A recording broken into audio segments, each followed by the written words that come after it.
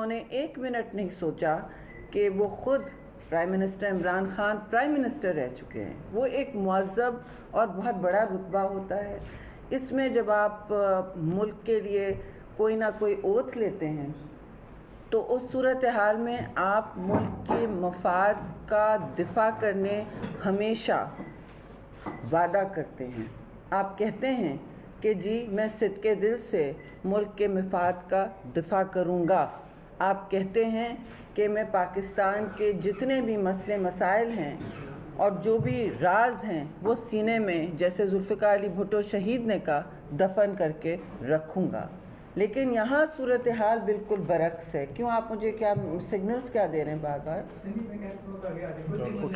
جی, تو آپ نے ملک کے مفاد کو بالکل آپ نے پیچھے کیا اور اپنی ذاتی اور سیاسی ساکھ کو بڑھانے کے لیے ملک سے آپ قیمت مانگ رہے ہیں. آپ ملک کی سلامتی کو داؤ پہ لگا رہے ہیں. آپ کہہ رہے ہیں ہمارا بیانیہ ایک طرف, سارے لوگ جو ہماری مخالفت کریں یا کلیریفیکیشن بھی کریں وہ کیا ہیں, وہ غدار ہیں, بس ہم وفادار ہیں. ملک کو انہوں نے تقسیم کر کے تقسیم کی سیاست شروع کی ہے اور اس میں وہ پاکستان کی خارجہ پالیسی اور سلامتی امور کا سودا کرنے تیار ہیں.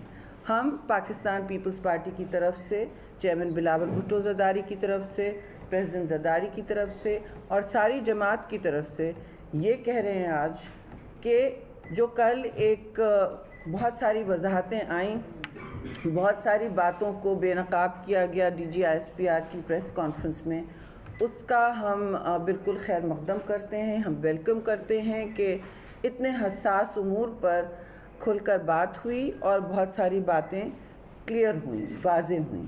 دوسری بات میں یہ کہتی ہوں, پہلے تو آپ سب نے سن لیا ہے کہ جو اس وقت انہوں نے بات کی ہے, ایک عالمی سازش کی گئی, ایک انہوں نے کہا ہمارے خلاف اپوزیشن نے مل بیٹھ کر عالمی قوتوں کے ساتھ خدا نہ خواستہ ایک سازش کی.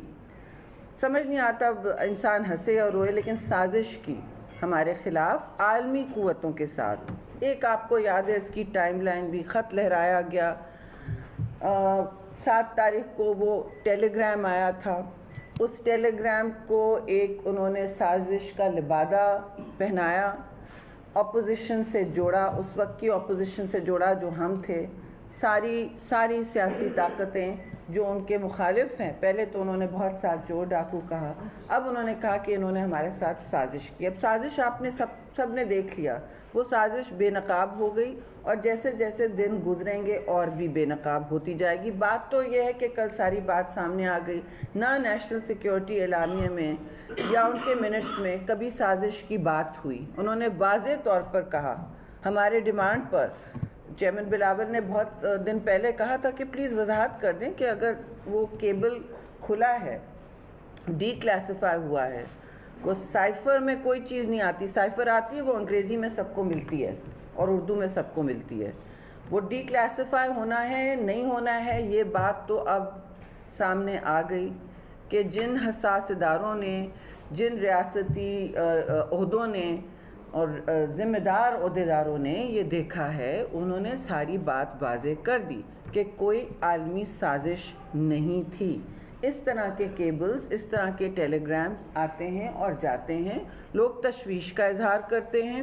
اور آج صبح آپ نے سنا ہوگا کہ امریکہ نے پھر, میرے خیال میں تیسری بار ہے یہ, کہ انہوں نے کہا ہے کہ ہم کسی ایک سیاسی قوت کے حوالے سے کبھی کوئی رائے نہیں رکھتے, ہم ممالک کے ساتھ, ریاستوں کے ساتھ, نیشن سٹیٹس کے ساتھ رشتے رکھتے ہیں, رشتے اسی طرح ہوتے ہیں, اور خود جو ریاستیں ہوتی ہیں وہ ملک کا مفاد سامنے رکھ کے, وسیع تر مفاد سامنے رکھ کے اور اکثر و بیشتر جذبات سے الگ کر کے ملک کا دفاع کرتے ہیں. ملک کا دفاع کرنا ہر حکومت کا اولین فرض ہے, اور جن حساس حالات میں پاکستان ایک بحرانی کیفیت کبھی خطے میں ہوتی ہے, کبھی دنیا میں ہوتی ہے, خارجی امور میں ہوتی ہے, نیشنل سیکیورٹی کے حوالے سے ہوتی ہے, ایک طرف بھارت ہے, دوسری طرف ایک غیر مستحکم افغانستان کی صورتحال ہے, اس میں آپ نے دیکھا ہے کہ پاکستان اپنا راستہ نکالنے کی کوشش کرتا ہے. اس راستے میں پی ٹی آئی اس وقت حائل ہو رہی ہے. اس راستے کو بند کرنے کی کوشش کر رہی ہے. پاکستان کو، پاکستان کے ریاستی امور کو بند گلی میں ڈالنے کی کوشش ہو رہی ہے.